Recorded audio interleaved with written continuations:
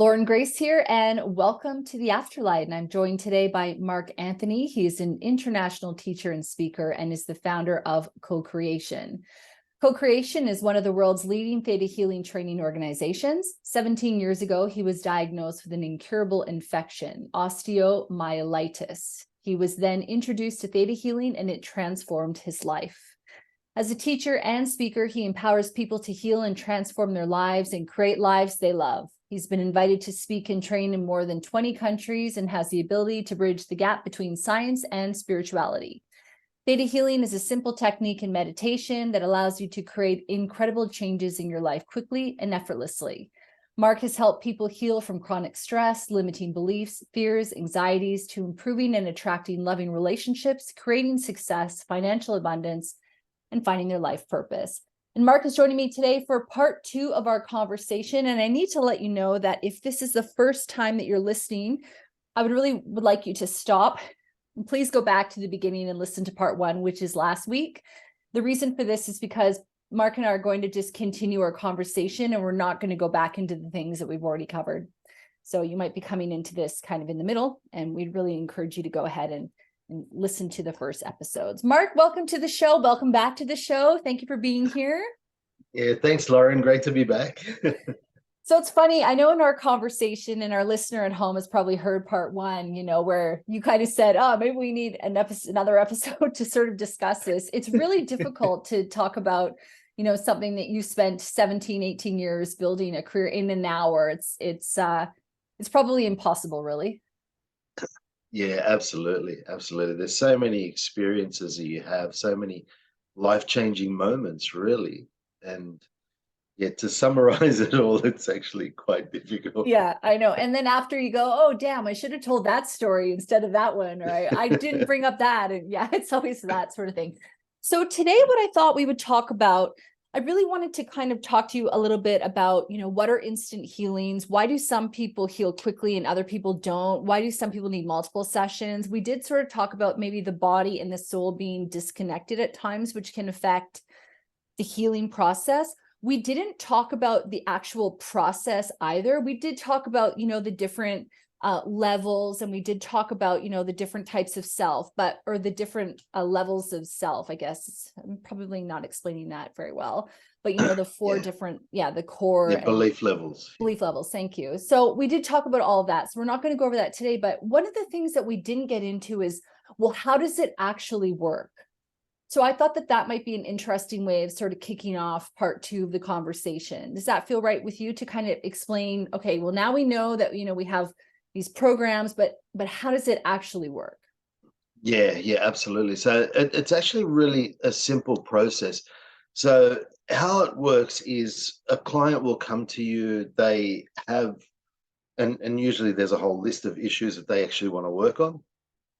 And what you do is you identify the most important thing that they want to work on, and that's what we start with. So let's say the presenting issue is a fear of spiders. So what we're looking to do is to get to the root cause of that fear of spiders. So the fear of spiders is just basically a red flag. The body, the subconscious is saying, hey, things aren't working properly. We need to make some changes. And so all of a sudden it throws up this red flag. So now we got this fear of spiders. And so we go through a digging process where we actually go through and question. And in relation to a fear, you'd actually question in the way that you're bringing up that fear for that person. So you may say, okay, what's the worst thing that can happen to you if there's a spider sitting on your lap? And what we're looking for is just the subconscious responses. So it's not what we're consciously thinking, we're identifying our subconscious beliefs. And then we go through that process until we get down to the bottom. And how do you know when you're at the bottom? Because the client will not have another answer. So, if you say to them, okay, well, what's the worst thing that can happen? Let's say we go through that process and we get down to I'm alone, for example.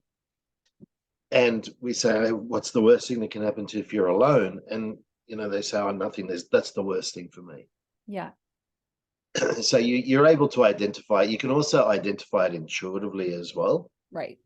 But it's always best to allow that client to actually get there themselves. Okay.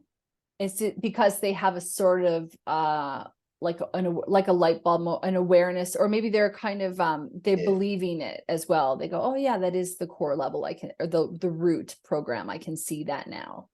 Yeah, absolutely. So if I was to tell you, okay, your issue, all we need to do is change the belief that you're alone, Yeah. then you think, okay, yeah, maybe, maybe, maybe not, right? But if we go through that digging process and you get down to that belief of "Oh, I'm alone all by yourself," you're not going to question it.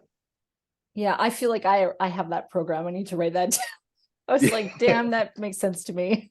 Especially being a soul here in a human body, you do Yeah. sometimes feel that aloneness, don't you? Is that a common root belief? Do you think people have? I'm alone? Oh, absolutely. If there was like a top 10 of, common bottom programs, I'm alone is, right up there. Yeah. What would be a couple other ones? I'm Yeah. not, I'm not good enough. That would be one. Yeah, not good I'm not enough. enough. Failed my purpose. Failed God is like a really big one as well. Oh, Yeah, and often you'll get to things like, having to come back and do it again. right. So people get into that mindset of it's just a repetitive cycle. It's just always, never getting to the end, always having to come back and do it. When you said I failed God, I felt that in my heart. Yeah, yeah. It is a very common one. So even like, people that aren't really religious and a lot of people have aversions to the word God, and that is because, they've been programmed with so many misconceptions over the years that there's a lot of stress around God. But Right. ultimately, we've got many different genetic beliefs from a lot of different ancestors, and a lot of them had a lot of faith. And, that faith is the key, really.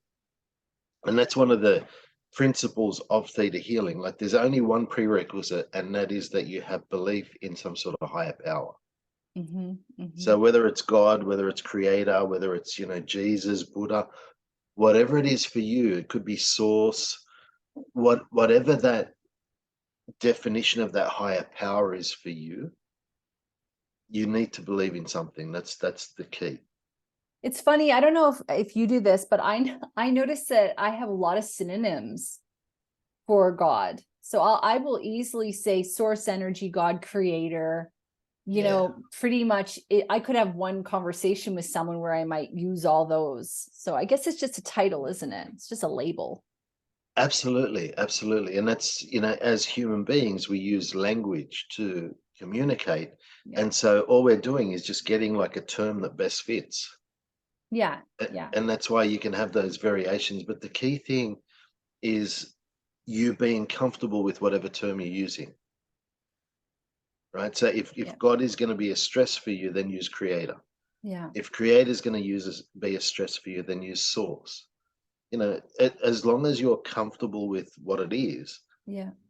there is no problem. I mean, I remember working with a guy once, and I was telling him, can we get the creator to change this belief for you? And he was like, well, you know what? I'm not really comfortable with that word creator. I said, okay, well, what are you comfortable with? And his term was Weebu Way. Okay. And I said, okay, no worries. Can we get Weebu Way to change that for you?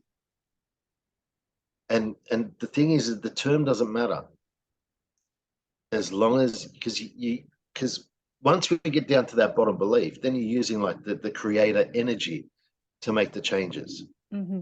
Mm-hmm. right? So that's really benefit. It's brought us back to where we need to be. Um, Yeah. so once we identify that bottom belief, what we do is we go up into a theta brainwave. Now, there are 5 different brainwaves that we go in and out of on a daily basis. The delta brainwave is the deepest one. That's the one that you go into when you're in a deep sleep. Then there's the theta brainwave, and that's the brainwave that you go into when you're under hypnosis. The alpha wave is the brainwave that you go into when you're in a meditative state. The beta brainwave is the brainwave that you go into when you're generally alert, interacting with other people, driving a car, etc. And then the gamma brainwave is probably like the highest frequency brainwave, and that's where, a lot of times people will actually be in, say, a traumatic experience, and they see everything happening in slow motion around them.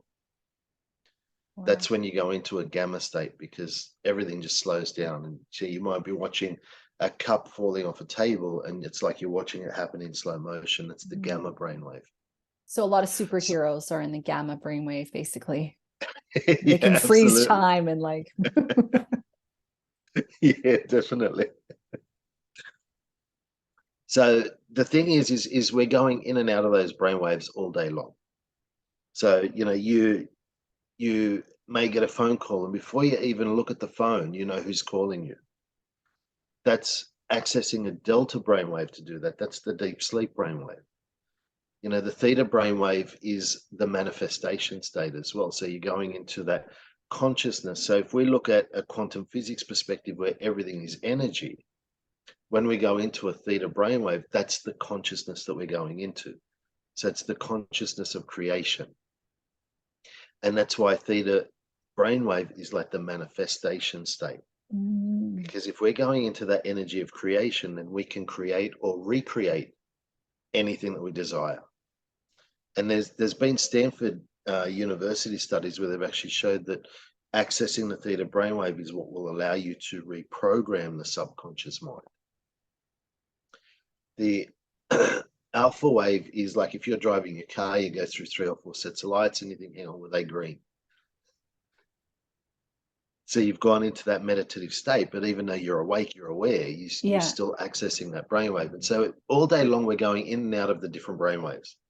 Amazing. So with theta healing, once we identify what belief systems we're going to change, then what we do is we go, and it's just a visualization. So we go through a meditative process where we visualize ourselves just going up through some white lights and a golden light, then a jelly-like substance, and into a sparkly white light. And that's that energy of creator, or the 7th plane energy that I mentioned on our previous recording.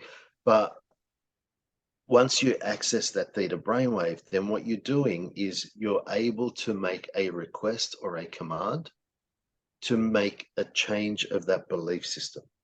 And when we change the belief, we're actually changing it on all 4 levels at once. So I mentioned the 4 levels of belief systems. When we make that change, we're doing it on all 4 at once. And that's why it's actually really profound and really powerful. And then on top of that, what we're doing is teaching feelings to support those belief systems. Yeah, that's really interesting. Just before we talk about the feelings, because that's a really fascinating thing, I do want to talk to you a bit about the command aspect. Sure. Yeah. Can you kind of talk a little bit about that? Because I think sometimes people may have a bit of a challenge with commanding God to do anything. Yeah, but yeah. we are co-creating with God or source energy or the creator, right? So can you talk a bit Absolutely. about the word command? Because that's so powerful. And I remember when I learned about it in Theta Healing, I went, oh, whoa, this makes a lot of sense. Yeah, so what happens for a lot of people is they may be asking God for something, or maybe praying for some sort of specific outcome. And a lot of the times, our worthiness comes into play, like I'm not sure if I'm good enough to have that happen for me, or maybe I don't deserve it. And so there can be a lot of doubt in relation to what we're doing when we're requesting things from creator or from God. But when you make the command, what you're actually doing is you're giving your subconscious mind a direct instruction. Yeah.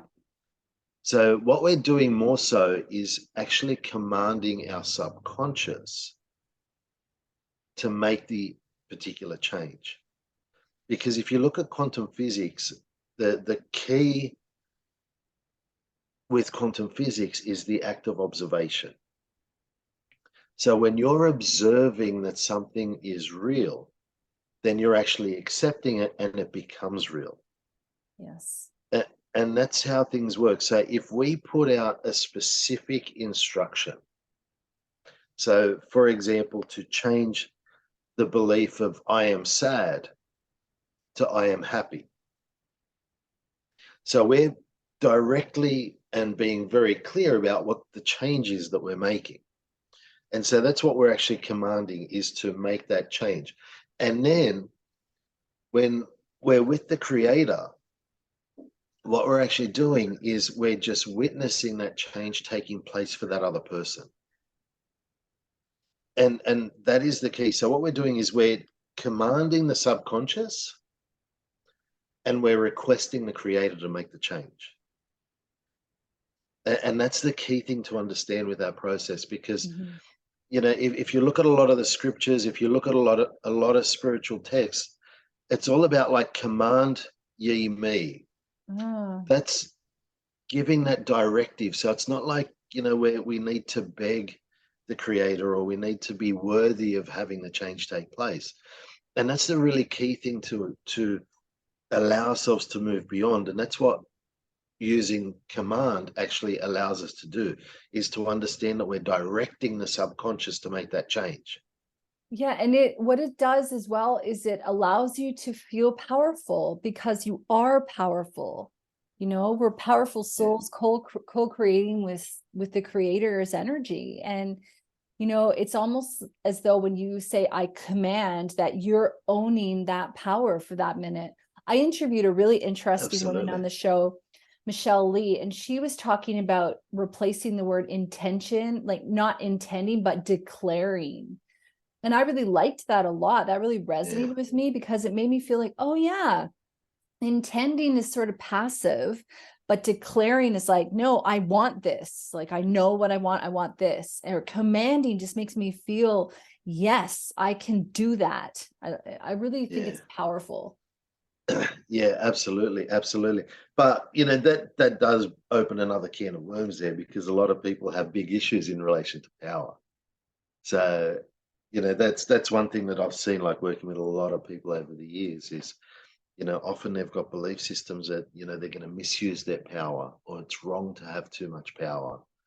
You know, if we've all got past lives, we've all got ancestors, genetic beliefs, and there can be a lot of misuse of power throughout, you know, those experiences. And so it can create a lot of belief systems, a lot of fears come up for many people in relation to power, because all of a sudden, if I've got all this power, then I'm going to misuse it. I'm going to use it for the wrong purpose. I'm going to, you know, become a super villain or something Yeah. like that. After our conversation the other day, I went through Diseases and Disorders, Vienna's Yeah, book, which I had here. And I was like, oh my God, I have so many of these things. And, you know, when you're talking now, I go, yeah, power for me is also something I can really connect to, where I go, oh, I yeah, can see, because one of the affirmations I have is I know how to be powerful in a way that's, you know, loving or supports other people. So I think I yeah, must have dealt with that in a past life as well, because I think that, yeah, people are sort of afraid. And I think we're afraid of being egotistical with our power, or, you know, yeah, yeah, sometimes people want to kind of shy away from it because they don't want to stand out or be the center of attention. It's a really interesting, it's so complicated being human sometimes. Isn't it, Mark? You look at all this stuff. cancel that. Yeah. Oh, yeah. Okay. I'm canceling. Cut, clear, delete. Canceling that. I'm canceling that. Yeah. Thank you for calling me on that. I appreciate that. That's so good. And, you know, it's fascinating too. When I was looking at that book, you know, small little things that we have in our body that we think, oh, that's normal. Or, you know, it's like, oh no, like you can actually heal yourself from all these different minor issues. Like some people have asthma. Well, I was reading in that, yeah, you know, that's a thing that you can work on. You know, there's all these amazing things. So let's talk about that in a second. So let's keep going back to what we're talking about. So you've talked about Yeah, commanding, but now let's yeah, talk a little bit about feelings. And I thought this when I learned theta healing, and I've only done my level 1 many years ago. I will say I'm not an expert. It was yeah, fascinating to me about the feelings part of things. You talk a bit more yeah, about that? Yeah. yeah. That look, the feelings are really profound, because feelings allow you to emotionalize things. So how we work as humans, and this is like, you know, going into more of like what I explained in my wealth consciousness class, but your subconscious doesn't know the difference between what is real and what is imagined. So when you visualize something in your mind, your subconscious does not know the difference between what's real and what's imagined. So you can actually use your visualizations to create the life that you desire. And that's, one of the most powerful ways of actually creating. But getting into the feelings of having your manifestation allows you to emotionalize, allows it to become real for you. And that's what feelings do. So if we change the belief of I am sad to I am happy, right? It's all well and good now that I've got this belief system that I am happy. But for so many years, I've been sad. So I've forgotten what it feels like to be happy. Yeah. And so in order for me to have like a complete shift with that healing, it's really important that I understand what it feels like to be happy, that it's safe and possible to be happy. And most importantly, that I know who I am being happy, because I've actually created an identity for myself that revolves around having those sad experiences. And so that's my identity. That's who I am. And so if we're changing that belief, then it's really important that we have that clear identity, that clear new identity of who we are being happy. So it's just like, if I was to tell you, keep an eye out for yellow cars, you probably haven't seen a yellow car in a while, but all of a sudden now you're focused on yellow cars. So what you're doing is you're bringing them into your scope of awareness. They've always been there. It's just it hasn't been your focus. Yeah. So your focus has been on anything else, but just the yellow cars haven't been important. All of a sudden now we've brought that into your awareness. Yellow cars are important. So now you're keeping an eye out for them and you're noticing them. And it's the same way with our belief system. So if I have the belief system that I am sad, then that's my focus. I'm focusing on all the sad events. If And I'm I doing have the things belief to make me system, feel sad as well. yeah. So if I have the belief system that I am happy, and I download that I recognize the feelings, I know how it feels to be happy and it's safe and possible, and I know who I am with it, then what's going to happen is I'm focusing now on the happy events. And so I'm going to notice all the positives. Are you going to make changes to bring about more happy events as well, naturally? Oh, absolutely. Yeah. Absolutely. Because we're like magnets. We're sending out our belief systems into the universe and we're attracting the like energy to what we're sending out. Yeah. So what we're sending out is a cause and the effect is what we're experiencing. So if we're sending out a message to draw more sadness to ourselves, then we're going to experience sad events. If we're sending out the happy message, then we're going to experience happy events. Right. A really good example is I worked with a guy once who had anger towards his parents. And this man was in his 80s. So his anger for his parents was there for a long time. Wow. And I asked him to rate his anger towards his parents out of 10. So 10, it's a major stress, 0, it doesn't affect him. And he said to me, it's 20. Wow. Oh, And that's such a so burden. so we went through and did the digging process, did the healing on him. And at the end of the session, I asked him if he was to think about his anger towards his parents. And he said to me, oh, look, my parents were actually really good. I remember they did this for me. They did that for me. And so we got it down to a 0. And then a few days later, he rang me because he had another session booked a week later. And he said, Mark, I'm going to cancel my appointment for next week. I said, yeah, sure. But can I ask you why? And he said, I really don't think I got anything out of that last session. I said, okay, not a problem. That day we worked on your anger towards your parents. If you think about that now, how does that feel? He went quiet on the phone for a minute. And he goes, okay, I'll see you on Wednesday. And that's what happens when you heal something to that level. Like when you heal something completely, you don't even remember it was an issue for you. Yeah, and I know last time you were talking about how a big part of theta healing is being able to remove the emotional attachments we have to memories and things like that. While Yeah. I'm listening to you talk, I'm hearing, our listener at home going, but what about all the years I spent on therapy, or what about all the people that, and then you kind of essentially healed this guy, or the creator, you witnessed his healing in one session. So yeah, I guess I wanted to know a bit of your thoughts about, that. And but then I also wanted to talk about, well, so would that be an instant healing, and do instant healings last for a long time or forever? Could there be something that happens? Could he later watch a movie and there's a scene with a mother and father yelling at their son that re-triggers that? Do you have to continue to maintain this? Yeah, I know that's Yeah. 25 questions, but I feel they all go together. So Yeah, absolutely. Look, bottom line, when you have an instant healing like that, it's done. it's done. Yeah. It's done. You don't need to revisit it. The thing is like healing is like, and they use like the onion as an example. Like you've got the layers of Yeah. the onion. As you peel away one layer, you're able to see the next layer. So what actually happens is,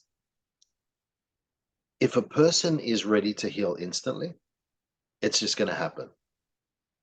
I've seen it many times over the years. I mean, I've worked with tens of thousands of people, and that person walks in the room, they're going to heal. And bottom line, you could be the best healer on the planet. You could be the most incredible healer that's ever lived.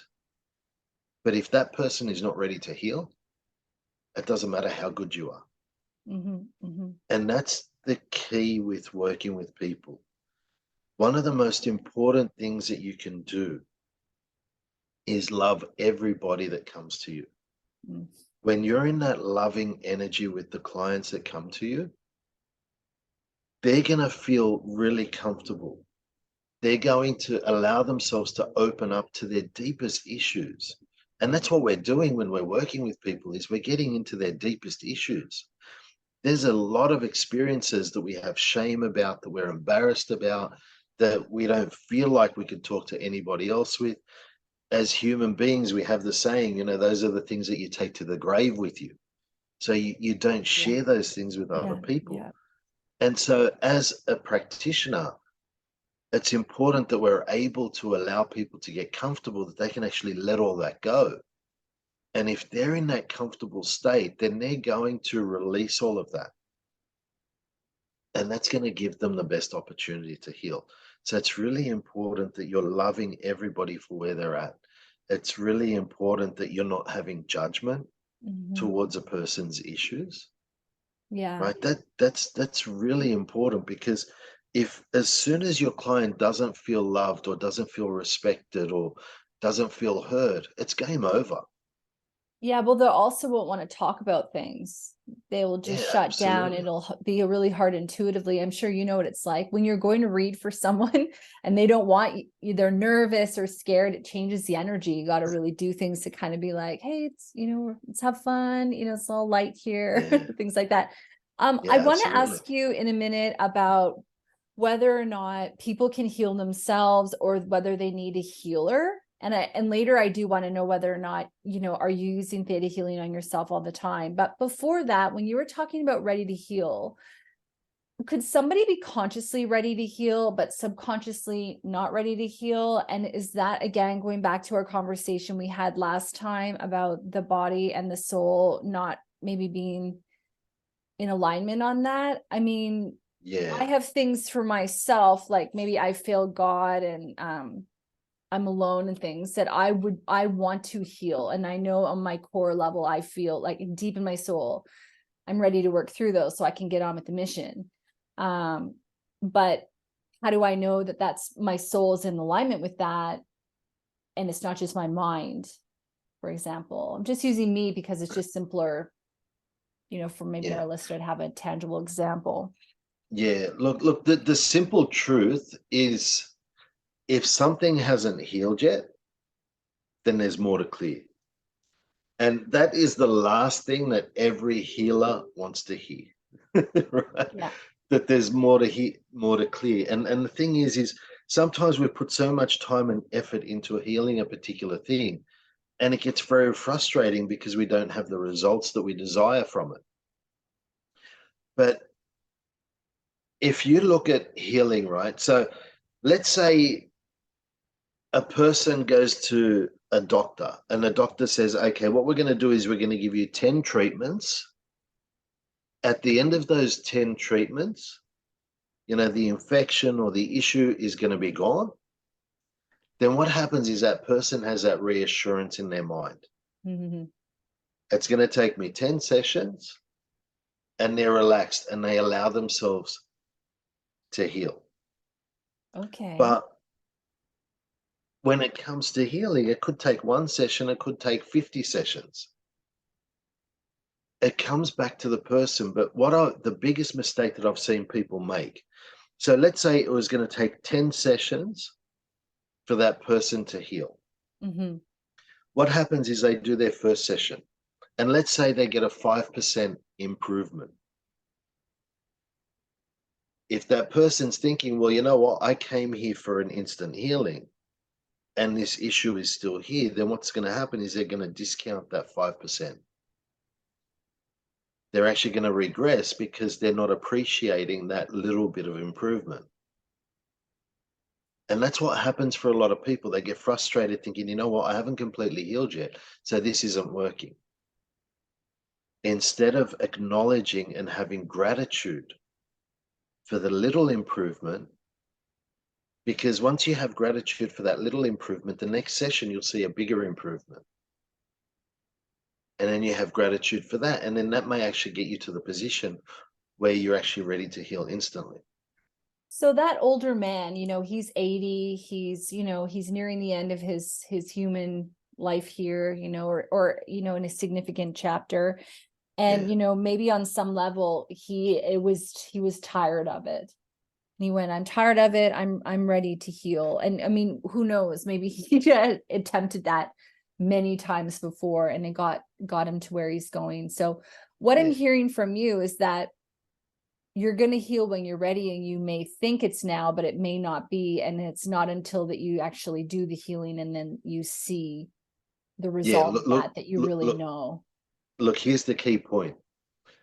If there is an issue or something that is affecting you in your life right now, then there is a reason for it being there. On some level, it serves you.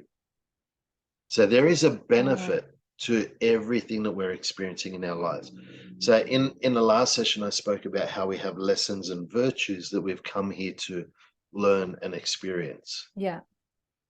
So that is a benefit. So let's say, for example, a person goes through a really traumatic experience. So let's say I went to see that chiropractor. He broke 2 ribs and a vertebrae. I got 4 fractures out of the process. So I could be holding resentment towards that person. So that was a really negative experience.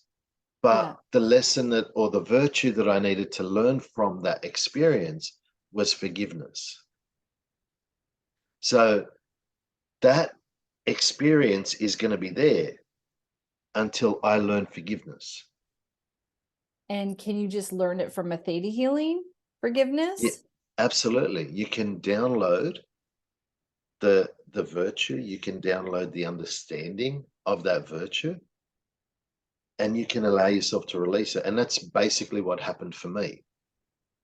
So it served me. There was as long as I needed to learn forgiveness, there was a greater benefit holding on to that memory than there was to releasing it. Does that make sense? Say that again. Say that one more time. So as long as I needed to learn forgiveness. Yeah. Right. Oh, that memory was serving you because it was showing you something that needed to be healed within yourself. That's exactly right. Do you think you had other signs before that kicked your butt that was something that you needed to work on, and you were like, oh no, I'm good. I'll just I'll wait Absolutely, I did. for a kick in the Absolutely, I butt. did. Yeah. Yeah. A couple of years earlier, I actually broke my finger, and I broke it in 3 places. And I've still got 2 screws in this finger. And the only reason why I haven't taken the screws out is because they're titanium and they match my golf clubs. Oh. but but I had my warning.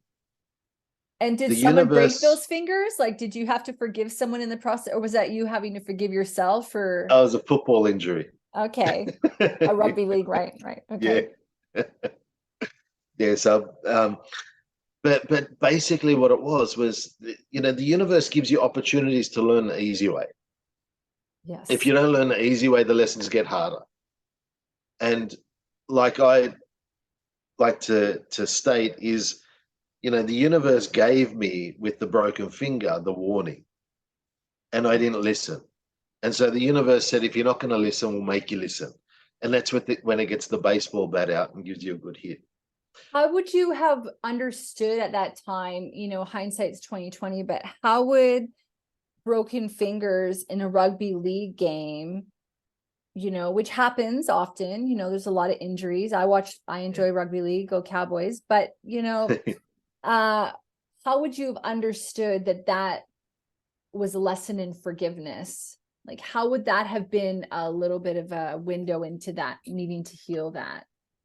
Well, it wasn't so much in forgiveness. It was more about connection to God, Okay. right? So broken bones, from an emotional perspective, you're working with issues relating to connection to God, Right. also structure and trust issues as well, Okay. right? So support comes into that as well. So they're the issues that you're dealing with in relation to that. So I had those issues, and I was sitting on my hospital bed. I was half dead. I didn't know whether I was going to live or die. And I remember talking to my wife and telling her, I'm praying to get better. But who am I praying to? Am I praying to Jesus and Mary of, the Catholicism that I was brought up in? Or am I praying to this God of spirituality? So what happened at the age of 21, I met that girl that I thought was a weirdo. Mm-hmm.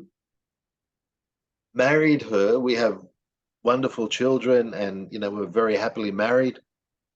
But all of a sudden I'm into spirituality now.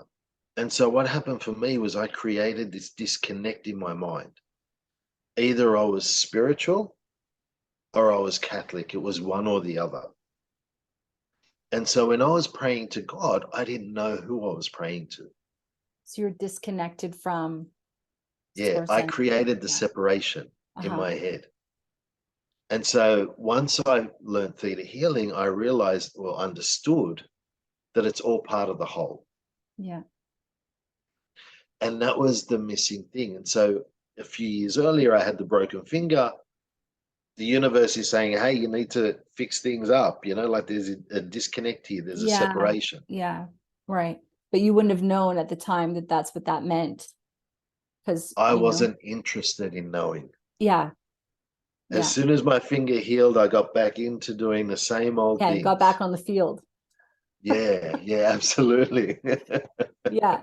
I love that a lot. I think it's so, it's so interesting. And, I think sometimes it's frustrating as humans where we can look back and we go, oh, why didn't I do that differently? But we operate at the level of consciousness that we're at. We would do better if we knew better. And sometimes we have to go through experiences to get us exactly where we need to be, because, if you had maybe understood a little bit of that, I mean, you probably wouldn't have gone to the theta healing class that you went to. You might have been on a completely different track, which may have been the right track for, Absolutely. Mark back then or something. But it's Yeah, fascinating when you kind of can look at all of these different roads that we can take, and why we get on some of them and we get off yeah, others. absolutely. When you were sharing your story, you were talking about how you found theta healing, how you had that little that document that your natural path had given you, and you read it and it connected to you, and then you went and you joined a class, and then you also got a healing, and then you essentially joined in the other part of the class, and then, you're able to heal yourself. So my question to you has to be, can people heal themselves, or do they need somebody else to do it? For example, I read oracle cards, and so it's really easy to read oracle cards for someone else when you're not emotionally invested in outcome, and it can be difficult to read them at times for yourself. But when I think about the healing that maybe I want to do, or the healing that I've done previously, sometimes I've worked with someone, and sometimes I've just really wanted to do it on my own. Is there a difference in instant healings? Any thoughts on that? Yeah, I've got plenty of thoughts on that. Yeah. Take it away, Mark. Yeah. Look, I'm probably actually a real, not from a space of ego, but I'm actually probably a really good person to answer this question for you, because Perfect. a lot of healers experience that. A lot of people struggle to deal with their own issues and find that they're needing to get somebody else to help them. When I first started Theta Healing, there weren't that many people that were actually practicing in Australia. Okay. And so I was actually forced to heal myself. So I would spend every day doing healings on myself, not the whole day. What I would actually do is I would actually make a list of all the issues that came up for me throughout the day. I'd actually keep a notepad with me at that time. Mm-hmm. And at the end of every day, before I went to sleep, I would go through and I would do a healing on all the issues that came up for me. And so that is a practice that I have continued through the last 18 years. I don't actually write the things down anymore. And the only reason why I don't write them down is because I've been able to fine tune the healings where I can actually do a healing on a big issue in just a couple of minutes on myself. Okay, so I can't remember what I said earlier, and you told me to cancel that. I can't remember. Do you remember what it was that I said? I said something, and then you said cancel that, but I can't remember. Something about life being difficult or something like that. Oh, okay. Yeah, let's go with that as a good example. So I said that, and I canceled it right away, so it's not true. But would that be an example of something that I would write down in my notebook? Because I said Absolutely. it on a subconscious level, Yeah. or I Yeah. said it consciously, but Yeah. clearly, because it came out of my mouth, there's some truth. So is Yeah. that an example of what things you would write down during the day, or what would? Exactly. Yeah. Okay.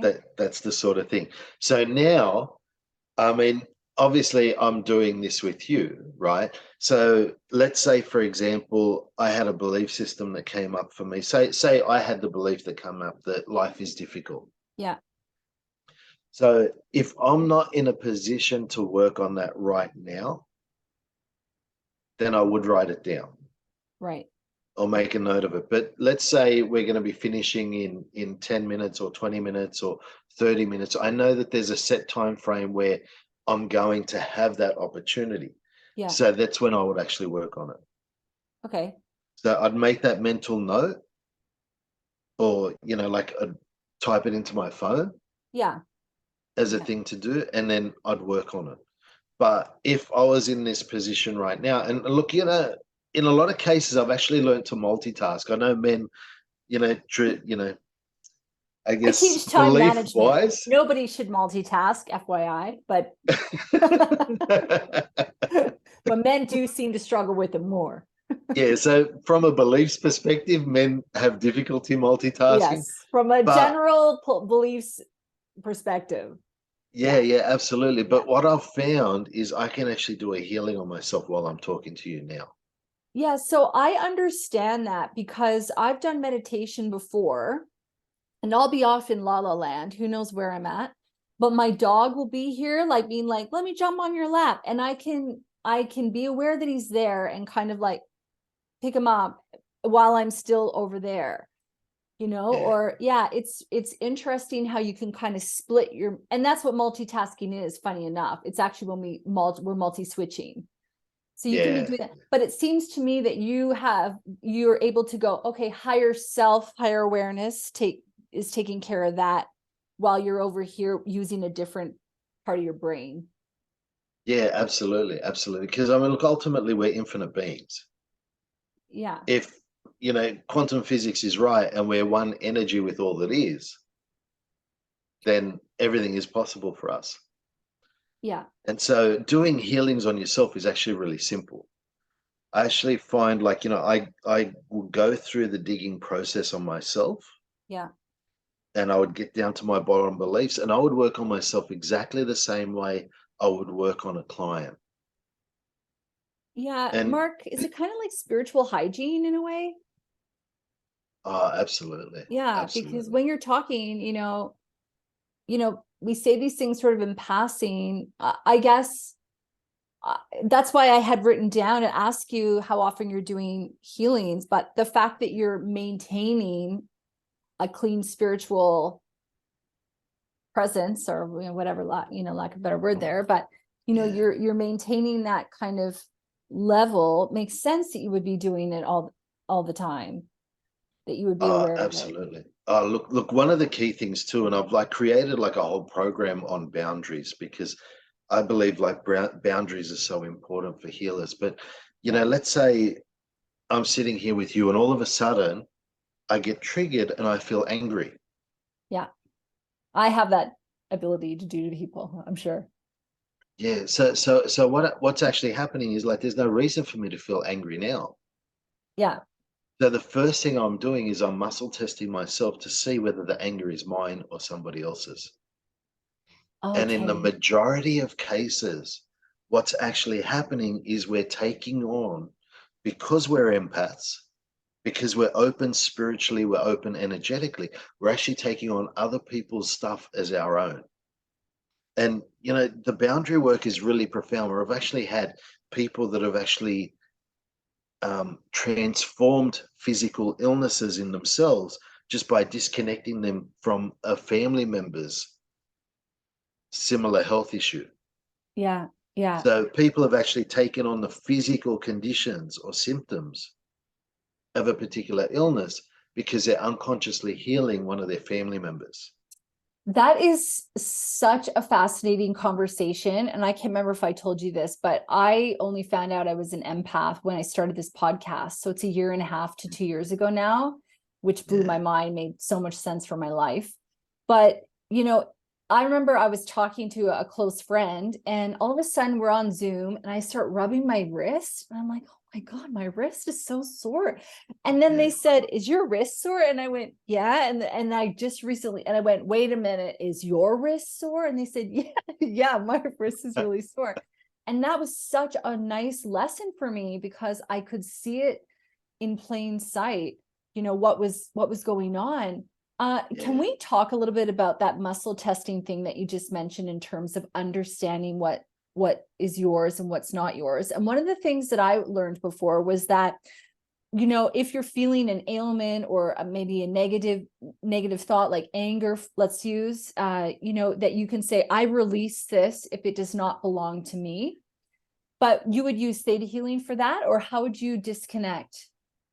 Anyway, let's go to the muscle testing to identify, because I think that's the biggest issue, is people Yeah. don't realize, they're so wrapped up that they don't know. And this happens to me, I would think, on a regular basis, where I'm interacting with someone and I go away, and all of a sudden I'm thinking about things, and I'm out of nowhere. Yeah. So muscle testing is a really important tool in theta healing. So we, muscle testing is part of kinesiology. As theta healers, we're not kinesiologists. So what we do is a very, very simple and basic process of muscle testing. Um, the key with muscle testing is muscle testing allows you to recognize what your subconscious believes. Ah, And that's the key, because the subconscious beliefs are the beliefs that we're not aware of. And so muscle testing is the tool that allows us to confirm or deny that we have that particular belief. And so when you're working with another person, you go through that digging process and you identify their bottom belief. And let's say I'm alone. So we muscle test that person. I am alone. And if they get a yes, they've got that conscious recognition that their subconscious has that belief system. And then we go up into a theta state. We make the command or the request to change that belief for that person. And while we're up there, we'll actually teach the feelings that it's safe and possible to let go of being alone, who they are without being alone, and what it feels like to be supported, what it feels like to be loved, nurtured, appreciated. So what we've done there is a couple of different types of feelings. So there's live without feelings, and there's also positive feelings. And then we muscle test that person again. I am alone, and they get a no. So now they've got the conscious and subconscious recognition that that belief system has changed. And now they've recognized that that belief system has changed. That allows them to move forward. So when we're changing that belief, what we're actually doing is reprogramming the neural pathways. Right. So we're creating new neural pathways of, say, I am loved, supported, and nurtured. So that person can have that instant shift where all of a sudden now they are loved, supported, and nurtured. But in some cases, a person may need to, I guess, what's the right word? Practice those things in order to allow them to accept that it's real for them. Put it into play, essentially. Yeah, absolutely. Absolutely. So, right. So sometimes that person may need that confirmation, because you asked earlier whether it's instant all the time. Some people may have an issue come back, and that's maybe because they're not allowing themselves to truly believe that that's possible. Right? Or, I mentioned how things serve us. There are benefits. Yeah. So the important thing to understand with that is an issue will remain in place if there is a greater benefit to having it than the benefit of not having it. Yeah, like some people who are the youngest of a family might get sick a lot because they get a lot of attention, and it might serve them in that way, for example. Yeah, absolutely. So you can change that belief for them, but if there is still a greater benefit to getting sick and being loved, then they're going to keep that in place. Yeah. As soon as they can be healthy and still be loved, and there's a greater benefit to that, then the being sick part will disappear. Yeah. That's so good. So I know with theta healing, you guys muscle test by almost standing straight and moving forward or back. Is that how you muscle test? So you would muscle test a person in that way. I was wondering if you could describe that process, but also when your muscle test. So if we were having a conversation and you were feeling angry, you mentioned muscle testing yourself to see whether or not it belongs to you so how would you use the same process? Yeah, so a really important thing to clarify here is in theta healing, we have to teach muscle testing in a really, really basic form. And that is so that everybody can do it. Yeah. Well, I think that's smart. Anyway. Yeah. I mean, I know there's finger muscle test, there's different things you can do. Yeah. Yeah. So basically the standing up using your body as a pendulum is the easiest way to do that. So what you need to do is close your eyes and you verbalize the statement that you're muscle testing. And then you see which way your body moves. So a key thing with the muscle testing is being hydrated, making sure you've had enough water. If you've had enough water, you'll find your muscle testing is good. But before you muscle test anything, you need to identify what your yes and no is. Yes. So what you do is you make a statement, yes, and see which way your body moves. And then you make the statement no, and see which way your body moves. And they should move in opposite directions.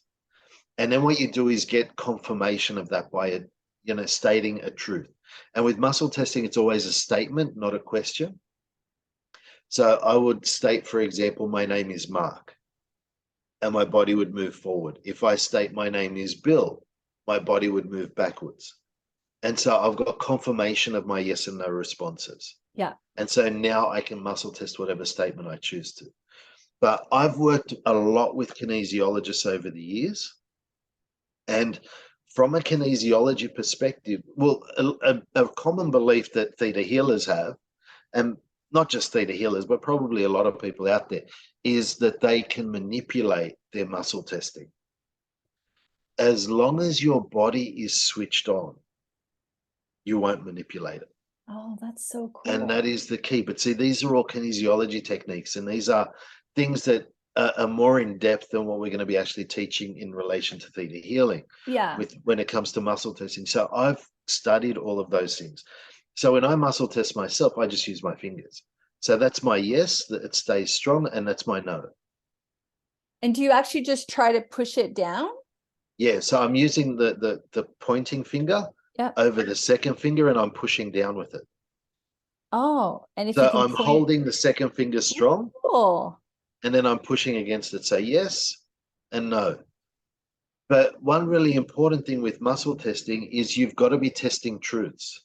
Yes. It's like working So with a real pendulum, basically. absolutely, absolutely. Yeah. So what you do is test your truths and then test false statements as well. Yeah. And once you build that confidence, that belief in the muscle testing, then it doesn't matter which muscles you're using, because like there's over 240 different muscles that kinesiologists can actually use to muscle test you. There are so many different ways, but with theta healing, we just keep it extremely simple, and you're just using pendulum. Yeah. Or if you're working with another person, you're muscle testing their fingers. Yeah. Do you ever use, because in a pendulum, you would also go no answer, or maybe, do you do that, or it's just yes or no statements? Because that's not going to be helpful, maybe, or Yeah, look, anything that's not a direct yes or yeah, no isn't helpful. is something that I need to work on. Oh, So oh, let's say okay. I So muscle you test, may I get am an in. alone Yeah. and my body doesn't move, then that tells me that there's something there that I need to work on. Okay. Or it could mean the healing didn't take and you have to do it again. Yeah, look, sometimes what happens is if you change a belief and that belief doesn't change, then what you do is you change it a second time. Yeah. If it doesn't change on the second time, then it just tells us there's a deeper issue that we need to address.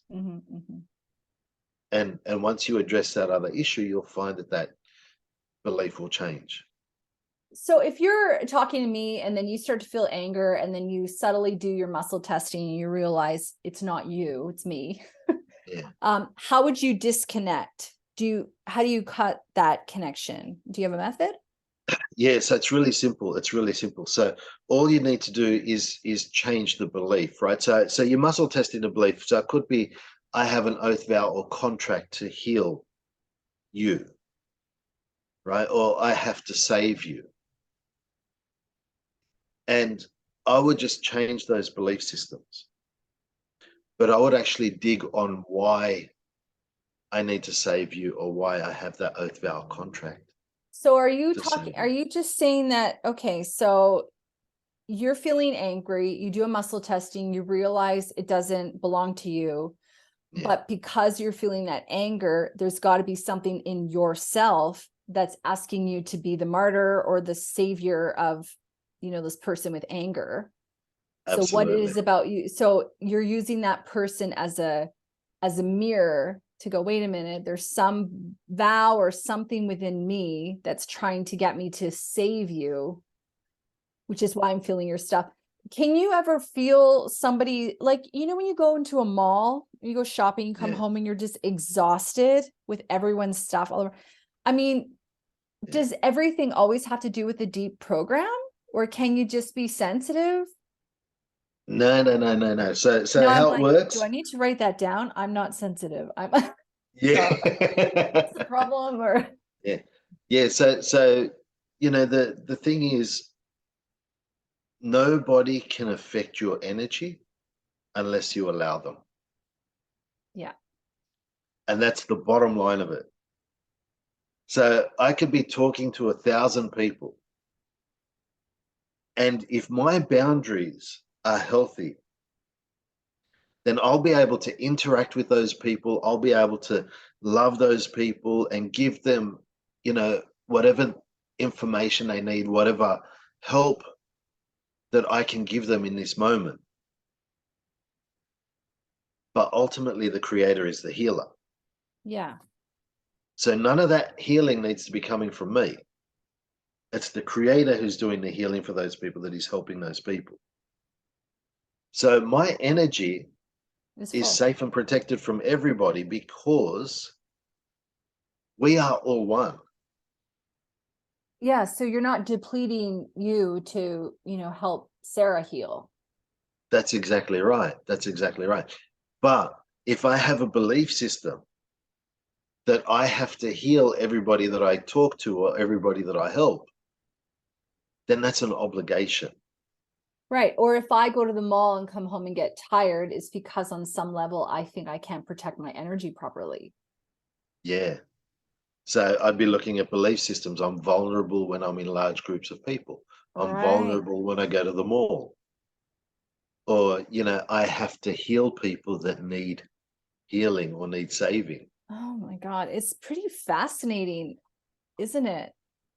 Oh, look, it's huge, and it Yeah. is really profound. The results that you get from it is really phenomenal. It's just so powerful. It blew my Yeah. mind like a few years ago when I really started getting into the whole boundary side of things, because it made so much sense. Well, yeah, because empaths are exhausted a lot of the time, I think. Yeah. Because the thing is we're healing people, we're doing all these healings on ourselves. But as long as you've got obligations to other people, if you've got obligations to, say, heal people through the fourth plane of existence. So the fourth plane of existence is the ancestor realm. And that's where you have like your medicine men and women. And, some of their key belief systems associated with healing people was that they weren't allowed to heal themselves. Oh, wow. They had to have a healer who healed them. On top of that, in order for them to heal another person, they would actually take the illness on from that other person and then go away and release it. Oh, And yeah. there's a really phenomenal example of this in the movie The Green Mile. It's a Tom Hanks movie. If you haven't seen it, watch that I movie. have. It's so good. But I Yeah, remember it made me feel so sad. And I never yeah, went and watched it again because yeah. Go yeah, ahead. yeah, Share this. absolutely. But you see the healer, he takes the illness on from Tom Hanks, and then he goes away and he releases it, and it's like all these flies are coming out of his mouth as he's releasing it. So that's how the healers used to heal in the past. So if we have genetic beliefs or past life beliefs That we have to that we are a healer, then unconsciously we have to take on the illness from the other person. But if we've wow. forgotten how to release it, then all of a sudden it creates a major stress. Oh my God. And so I originally wanted to go, oh my God, we're doomed. And I need to cancel that, but I need to be aware that I just said that in my head. Like it's too Yeah, hard or it's too much work or something like that.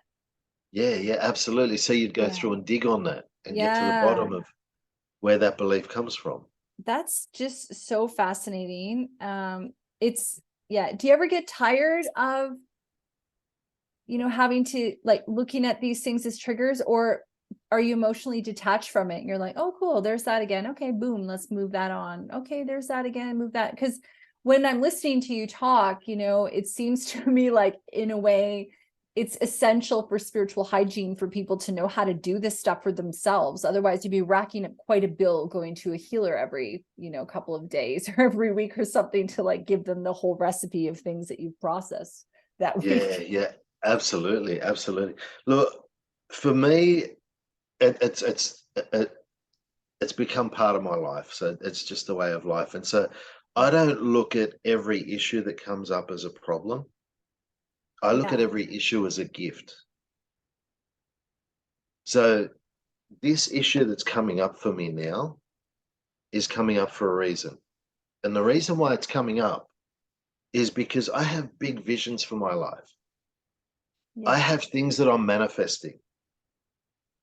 And right now, I'm not at the level of vibration of what my manifestations are at. And this is why. So when I manifest something, then what I'm doing is essentially I'm saying to the universe, bring up whatever I need to heal so I can raise my consciousness to the level of my manifestation and I can allow myself to experience it. I know that to be true, Mark, so much. It's so, I just feel like that's so profound for me, what you've said. I totally know that to be true. And I would Yeah, think that our listener at home, if they're looking at things that they want to achieve in their life that aren't where they want it to be, look for the people around you that are mirroring that. Look for the little things in your dreams or little indicators and clues that are showing you there's some stuff that you can work through to assist you in moving up to that frequency. It's yeah, just yeah. so powerful. We're out of time. We're over the hour again. I mean, I feel like I blinked and we're here. I have 10 questions I didn't even ask you. We'll ask you 2 or 3 of them. Can I just quickly ask you before we wrap here a little bit about the inner child? Because I've been learning quite a lot about the inner child lately. And I was just sort of wondering, does the inner child and theta healing play a part, or is that just one of the, the level is like the genetic or core level or something? I guess I'm kind of wondering because you haven't mentioned inner child at all. So does that even, do you Yes, connect to the inner child to that phrase or anything? we don't really connect to the inner child as such, but what's really important to understand is when you're changing beliefs and you're teaching feelings, you're actually doing that on all aspects of yourself. So it's actually covering your inner child as Because we're well. infinite beings. Absolutely, absolutely. Yeah. So it's This show's hard for me sometimes because like I learned things and I was like, that's my truth. No, that's my truth. No, now that's my truth. No, not now that it's so it's fascinating. It's one of the reasons why I do this show, right? Is so that people can listen to things and find their own way in their own direction. But yeah, when you think about us as infinite beings, we're not separated. So yeah. I just feel like my brain's trying to process a lot of stuff right now. Yeah. yeah. And look, the thing you got to understand is if you're being made aware of something, then there is a gift in it for you. There is something that you need to learn from, whatever it is that's coming up there. And look at everything as a gift. Look at everything in your life as a gift because you're progressing. You've got visions of creating more for yourself, getting more out of your life. And Yes. if that's the case, then issues are going to come up for you. So look at those issues that come up as a gift. You know, Yes. uh, Napoleon Hill in Think and Grow Rich, one of my favorite books, So good. says behind every obstacle is an equal or greater opportunity. But here's what happens is we have our vision, we're manifesting something and we get excited and we start moving towards it and then an obstacle comes up. And what happens is we take our focus away from our destination and we begin focusing on the obstacle. So we turn this little obstacle into this huge mountain. Yeah. Yeah. And that's why your And desire has to be so strong and clear to keep you on the path of where you're going. So nothing can deter you and take you off. yeah, absolutely. It's just about staying focused. And when you're staying focused and when that's in alignment with your life purpose, Mhm. it's easy to stay focused. It's easy to stay in that joy Yeah. and that understanding that the universe is abundant Yeah. and your natural state is abundance. And so you deserve to have abundance in all areas of your life. The Yeah. fact that you don't have abundance in all areas of your life is the bigger problem. It's Yeah. allowing yourself to open up to it. And that's the key. And that's why changing our beliefs and doing this theta healing work on ourselves is so profound because what we're doing is opening up to our natural state. Yeah, you know what? I really like that a lot because while you're talking, I was thinking, okay, so what I wanted to say to you was that I tend to be like if a lesson or something comes out, I tend to be really hard on myself about not being perfect or not having had that level of, that I'm dealing with that still or something. But when you're talking, it's sort of like it's exciting actually in a way, because I go, oh, okay, that's the thing that's been getting in the way. Let's get it gone. Here we go. Right. So Yeah. I can Yeah. see the gift. Yeah. It does reframe it. So, if Yeah. someone's struggling at home with being serious or being playing a victim or being down on themselves for these things, how would you recommend that they they shift that energy to become excited and look at it as a gift? Is it as easy as just saying, I'm going to do it, I'm determined, I declare that, or is it keeping your eye on the prize and understanding that this is just showing you what you need to do to be able to achieve that? Yeah, look, it's only as hard as you make it to be. And ultimately, like, everything is a belief system, right? So, I used to be there.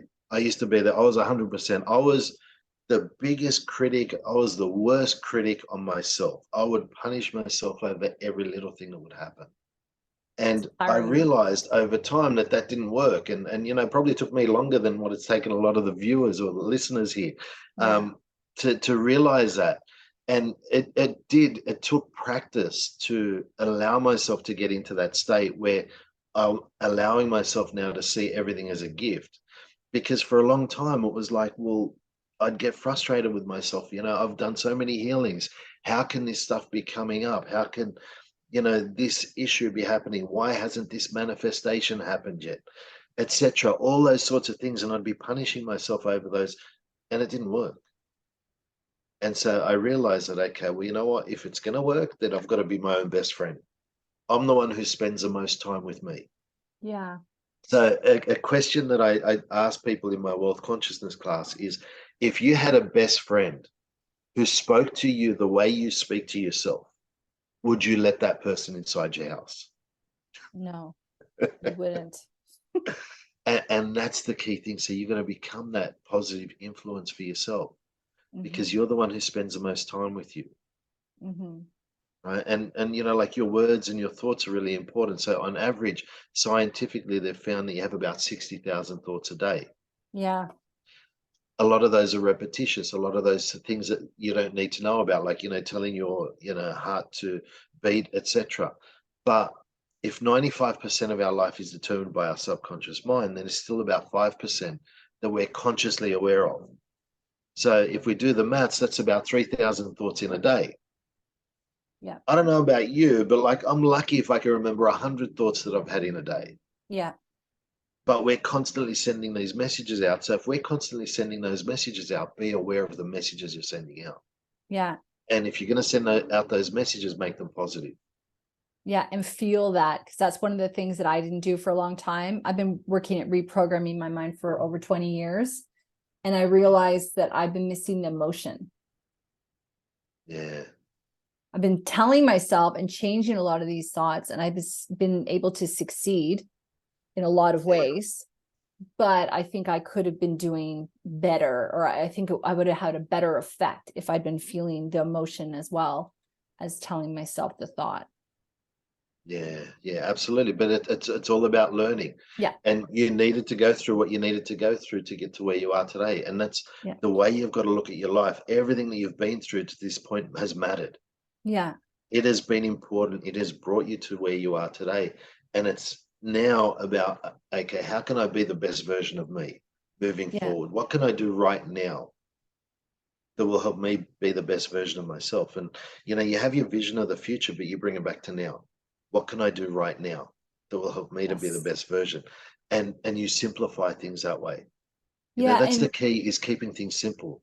yeah, and you can simplify the past too, right? Because kind of what you talked about last time on the show is, some people have gone through really difficult stuff. And, it's about understanding that, there are things that, should never have happened, but they did. And it's about learning from and being able to move on from that now, right? Keeping it simple in that way. And it's easy to say when you're not thinking of a situation or you're not experiencing that for yourself, but right? Because these gifts are helping us see these parts of ourselves that need that healing. Yeah, yeah, absolutely. Like, I look at issues that, 15 years ago, 20 years ago, if I got angry, I may have stayed angry for 3 or 4 days. Yeah. Now, if I get angry, I'll recognize it in minutes and realize, well, hang on a minute. Why am I angry? Is this mine? Is this somebody else's? If it's somebody else's, I'll disconnect from it. If it's mine, then I'll go in and dig on it. Why am I angry? And I'm able to clear it in minutes. And so instead of, being thrown out for a long period of time, you finding you're picking things up really quick. And that's the key thing. It's about bringing it back to now, like, what's really happening for me now? Why am I feeling this way now? And having the empowerment to change it. And that's what theta healing is for me, and I truly believe theta healing is just empowerment, Yeah. taking back our lives and knowing that we are the ones who can make those changes. You know, I don't need somebody else outside of me to heal me. It's No. nice to get somebody else to do a healing for me from time to time, but ultimately I am one with the creator. Yeah. I And am I've the one who always has felt, all the answers for my life. And so it's about yeah. bringing it back to that. And I've always felt hesitation around that, where I'm like, I want to do it myself. I don't need to go to some, I want to be able to do it myself. I want that power. I have that power, and Yeah, I yeah. want to use it. Well, thank you so much for being on the show. I got to say, the feeling that I'm left with is excitement, is opportunity, and it's remembering that I'm in the driver's seat, and I got this. I totally got this. Absolutely. And I feel that so deep in my core. So is there anything that I didn't ask you that you wanted to mention? Also, how can people get a hold of you? We do have a lot of international viewers and listeners that listen outside of Australia. So are you going to be doing any traveling? What about people who are in the US? Just any thoughts that you have, Mark, and I'll put Mark's links of course in the show notes as well. This has been Yeah, such a so great I chat. teach all the theta healing classes, from the basic level all the way up to, the really advanced classes. So they're all on my website, which is thetahealing.net.au. I teach classes internationally as well. We do them all by Zoom as well. So, we can do time frames. If you've got a group of people that you'd like to host me to teach a particular class, I'm open to doing that as well. If you just email me at mark@thetahealing.net.au, we can look at those options as well. I do travel. I will be going to Taiwan this year. That's the first country that I'll be going to since this COVID break. So that'll be interesting. That'll be in July, so that'll be really cool. So there'll be Chinese translation for my wealth consciousness class there. And but yeah, look, the key thing that I just want people to take out of this is reclaim your power. You are one with the creator. You are more than what you think you are. Allow yourself to really step into your purpose. Allow yourself to be that best version of yourself, and just know that you are amazing. You came here to make a difference. None of us chose to come here to make up the numbers. Every single one of us has a greater purpose, and allow yourself to step into that. You have no idea how easy it is to touch people's lives in a positive way. And you have everything that you need to. It's just about allowing yourself to believe that it's possible for you. And, I believe that we're all here to make a massive difference on this planet. The way that it starts is by changing you. You change you, the people around you see that change, and then all of a sudden they're interested in changing themselves. And so the key is just in every moment, just be the best version of yourself. I love that. Thank you so much, Mark. What an awesome conversation. It's been so good, and I'm so thankful that you spent more time with us. So thank you. No, it's a pleasure. Thank you, Lauren. I really appreciate the opportunity and have gratitude for everybody who's listened to this. I hope it's helped you in a positive way, and, be the best version of yourself. You're amazing.